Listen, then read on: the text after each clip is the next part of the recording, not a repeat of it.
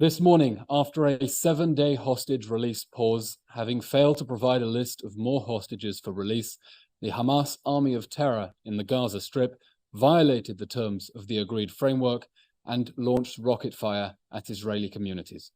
At 5:43 a.m., Hamas fired the first rocket from Gaza, and that rocket fire has since intensified, with sirens blaring across southern Israel all morning, including in communities that are still under mandatory evacuation orders and in those kibbutzim ethnically cleansed by Hamas during its campaign of systematic extermination on October 7th.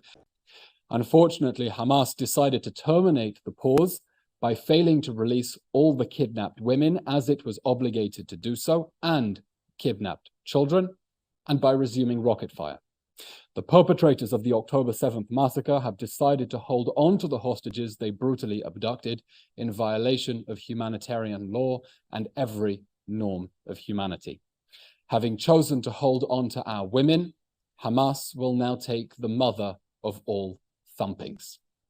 As Hamas terminates the hostage release pause, news continues to emerge about its serial and sadistic abuse of Israeli hostages in captivity, both psychological, torture, and physical abuse.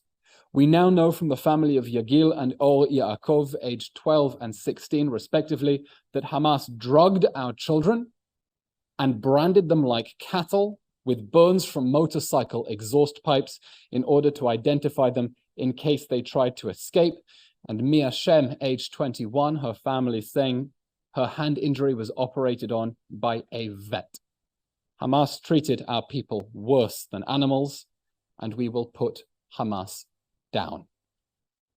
The IDF has been sending messages and announcements to the people of Gaza, calling on them to evacuate from specific areas that are being used by Hamas for terrorist activities in the areas of what are, of course, legitimate military targets that will be destroyed in response to the October 7th massacre as Hamas continues to vow another October 7th.